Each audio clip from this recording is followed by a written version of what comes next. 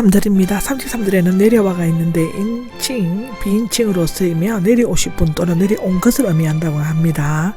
두 가지 모두 가능하며 예수님은 하늘로부터 내려오신 분이실 뿐만 아니라 하늘로부터 내려온 것, 즉 생명의 떡이신 것입니다. 예수님이 참된 양식, 즉 생명의 떡이 되신다는 것은 하늘에서 내려와 세상에 생명을 주기 때문이죠. 하나님의 빵은 모든 빵이 하나님에 속해 있음을 나타냅니다. 마태복음 6장 11절에도 기록되어 있죠. 만나도 이 떡과 마찬가지로 하늘로부터 내려온 것이죠. 민수기 11장 9절에 나와 있습니다. 하늘로부터 내려온 것은 바로 그 떡을 의미하는데, 그런데 만나는 영양을 공급하지만 생명을 주지는 못한다고 기록되어져 있습니다.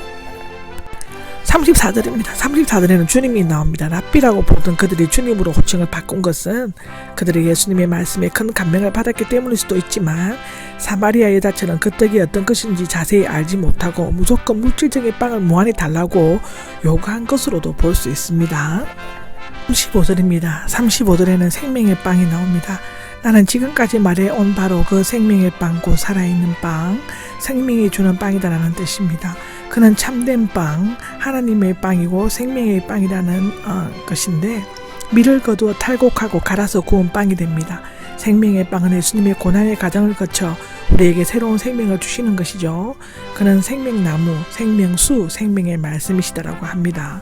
나는 뭐뭐시다라고 하는 표현은 본수에서만 찾아볼 수 있습니다.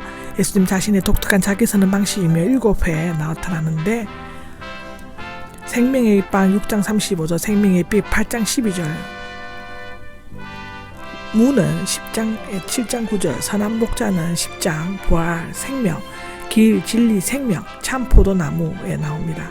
구약에서는 모세가 하나님의 이름을 물었을 때 다바시에 스스로 있는 자, I am that I am 이라고 했는데 곧 여호와의 대명사였을 것입니다. 출애굽기 3장 14절에 보시면 됩니다. 신약에서는 예수님이 하나님의 아들고 그리스도의 신적인 속성을 나타내는 명칭이죠. 내게로 오는 사람, 나를 믿는 사람, 이 빵을 먹으려면 그에게로 가야만 하면 또 그를 믿어야 한다고 합니다. 우리는 죄 때문에 그리스도에게로 갈 수 없었지만 그리스도께서 막힌 담을 허심으로써 그에게 담대히 나아갈 수 있습니다. 그 다음에 그는 나의 구원자로 받아들임으로써 새로운 생명을 얻게 되는 것인데, 예수님을 떠나거나 믿지 않는 자는 이 생명을 얻을 수가 없습니다. 예수님의 살은 참된 빵이고 그의 피는 참된 음료수입니다. 그에게로 가서 그를 믿는 자는 결코 배고프지 않을 것이며 목마르지 않을 것이다 라고 성경은 말하고 있습니다. 36절입니다. 36절에는 나를 보았지만 아직도 믿지 않고 있던데, 그들은 예수님께서 메시아를 하시는 것, 곧 그가 행하시는 표적을 보고도 그를 그리스도 즉 메시아를 믿지 하지 않았습니다. 표적을 보고 믿는 것은 적은 믿음이라고 하고, 그들이 이 적은 믿음조차도 가지지 못했다고 합니다. 이미 예수님께서는 그들이 자기를 찾는 것을 빵을 먹고 배불렀기 때문이라고 말씀하신 바 있습니다. 요한복음 6장 37절입니다. 아버지께서 내게 주시는 사람은 내어 쫓지 않을 것이다 라고 되어 있습니다. 이 부분은 요한의 애정론이라고 하지만 실제로 요한은 신학 논문이나 사상 등을 쓸 목적으로 거의 복음서를 쓰지는 않았습니다.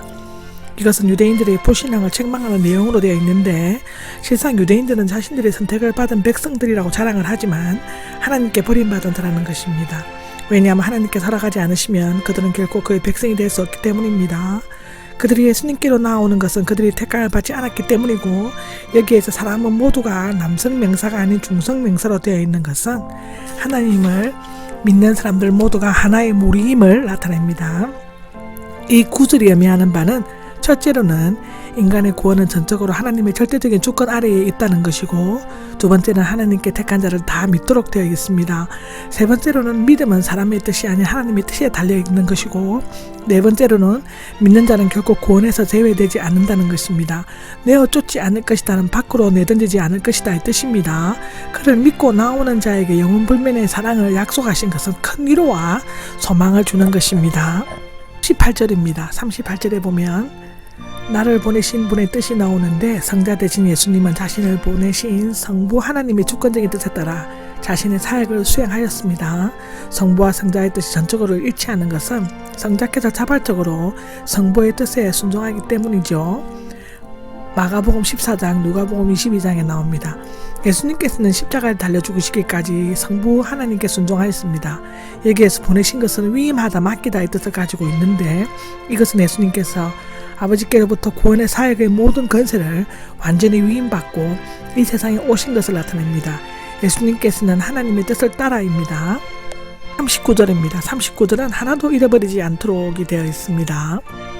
자신의 살과 피, 곧 생명의 양식을 주어 마지막 날에 그들을 다시 살리신 영원한 생명에 이르게 하려고 하셨는데, 이로써 예수님의 구원 사역은 결정적인 완성 단계에 이르게 되는 것입니다.